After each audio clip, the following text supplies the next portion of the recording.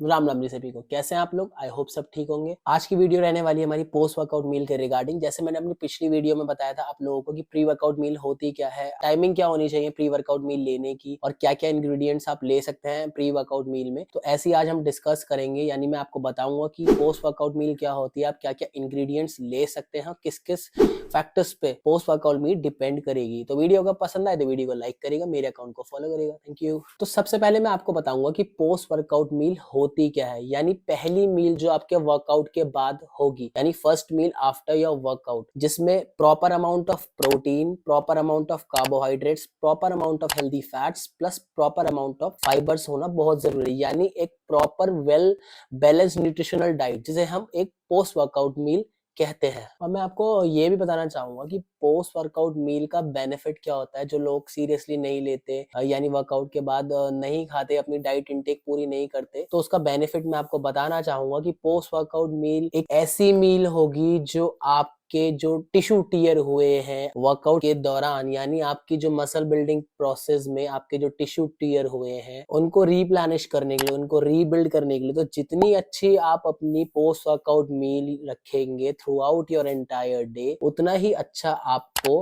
Result मिलेगा अपनी transformation journey में। अब सेकेंडली मैं आपको बताऊंगा कि पोस्ट वर्कआउट मील किन दो फैक्टर्स पर डिपेंड करती है, यानी जब आप अपनी पोस्ट वर्कआउट मील डिजाइन करेंगे तो उसमें कितना प्रोटीन होना चाहिए, कितना कार्ब्स होना चाहिए, कितने ग्राम्स ऑफ हेल्दी फैट्स होने चाहिए, कितना फाइबर होना चाहिए। तो दो फैक्टर्स पे जो हमारी पोस्ट वर्कआउट मील डिपेंड करेगी वो होगी हमारी कैलोरी सरप्लस, कैलोरी डेफिशिएंट। तो थर्ड चीज, जैसे मैंने आपको बताया, जो हमारी पोस्ट वर्कआउट मील होती है वो दो फैक्टर्स पे डिपेंड करती है, हमारी कैलोरी डेफिसिट और कैलोरी सरप्लस। यानी आप का गोल क्या रहेगा आपकी ट्रांसफॉर्मेशन जर्नी में, मतलब आप फैट लॉस पे हैं, आप कटिंग पे हैं, आप बल्क करना चाह रहे हैं, या फिर आप लीन मसल मास गेन कर रहे हैं, उस हिसाब से हमारी एक पोस्ट वर्कआउट मील डिजाइन होती है, जिसमें proper amount of protein, proper amount of carbohydrates, proper amount of fibre, proper amount of healthy fats रहेगा। फोर्थ चीज मैं आपको बताऊंगा कि आपका इनटेक क्या रहेगा प्री पोस्ट वर्कआउट मील का, यानी आपको कितनी देर पहले अपनी पोस्ट वर्कआउट मील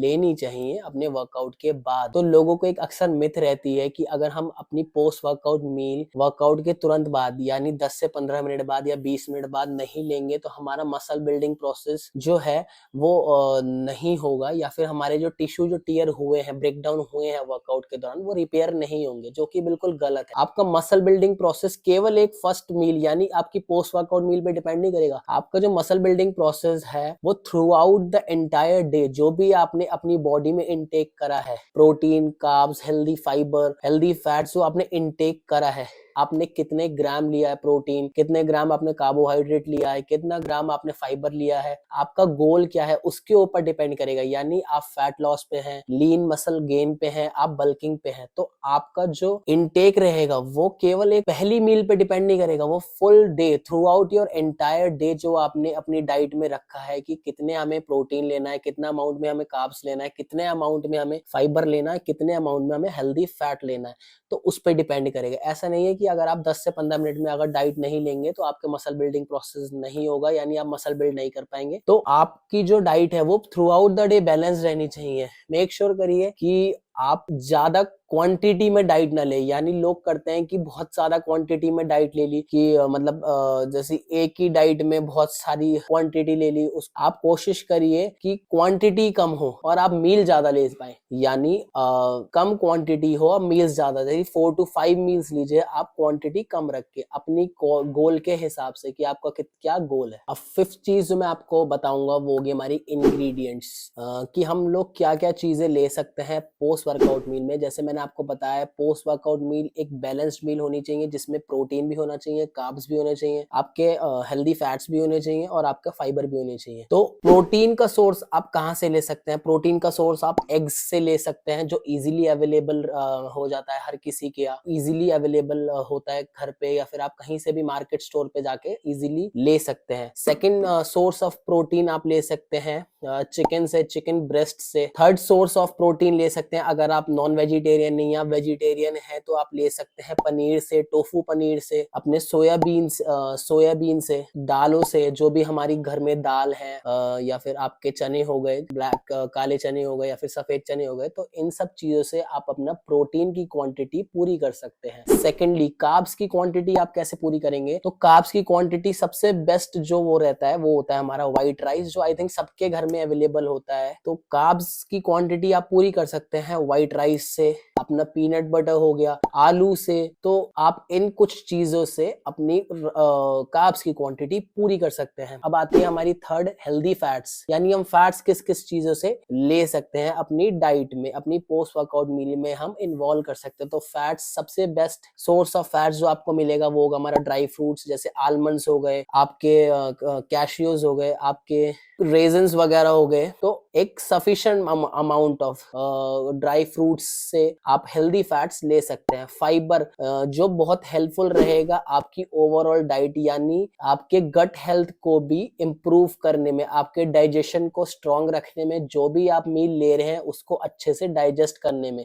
तो फाइबर आप ले सकते हैं अपने फ्रूट्स से, या फिर आपके इजीली घर पे अवेलेबल होती ही है सबके, क्या कहते हैं, क्यूकम्बर वगैरह, सैलेड हो गए, नॉर्मल सैलेड से आपके क्यूकम्बर हो गए, कॉर्न्स हो गए, ब्रोकली हो गए, स्वीट कॉर्न्स हो गए, आपके टोमेटोज हो गए। तो इन सब चीजों से आप अपने फाइबर की अमाउंट को पूरी कर सकते हैं। तो ये थे हमारे कुछ इंग्रेडिएंट्स जो आपके पोस्ट वर्कआउट मील में जरूर होने चाहिए अगर आपको proper amount of protein, carbohydrates, good fats. अब 6 चीज रहेगी कि हमें कितने अमाउंट में ये सब चीजें लेनी है, यानी आपकी क्वांटिटी क्या रहेगी, एग्स की, चिकन की, पनीर की, ड्राई फ्रूट्स की, आपके हेल्दी फैट्स की, फाइबर की। तो वो आपके गोल पे डिपेंड करेगा, यानी आप फैट लॉस पे हैं, मसल बिल्ड करना चाह रहे हैं, आप बल्किंग पे हैं, तो जो आपका गोल है उसके अकॉर्डिंग आपको अपना कैलोरी डाइट चार्ट बनाना होगा, जिसमें आपके वेट के अकॉर्डिंग, आपका गोल क्या है उसके अकॉर्डिंग आपकी पोस्ट वर्कआउट मील में कितना प्रोटीन होना चाहिए, कितना कार्बोहाइड्रेट्स होना चाहिए, कितना फैट्स जाना चाहिए और कितना फाइबर जाना चाहिए आपकी पोस्ट वर्कआउट मील।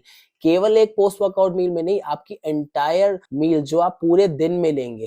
तो ये थी कुछ हमारी 5 से 6 चीजें जो पोस्ट वर्कआउट मील के बारे में हमने डिस्कस करी। मैंने आपको बताया कि पोस्ट वर्कआउट मील होती क्या है, एक मिथ जो होता है पोस्ट वर्कआउट मील के रिगार्डिंग, आप क्या क्या इंग्रेडिएंट्स ले सकते हैं और कौन कौन से फैक्टर्स पे आपके पोस्ट वर्कआउट मील डिपेंड करेगी। तो आई होप वीडियो आपको पसंद आई हो। वीडियो अगर पसंद आए तो वीडियो को लाइक करेगा, मेरे अकाउंट को फॉलो करेगा और ऐसी मोर इन्फॉर्मेटिव वीडियोस के लिए मेरे अकाउंट को और मेरे यूट्यूब चैनल को सब्सक्राइब करेगा। Thank you.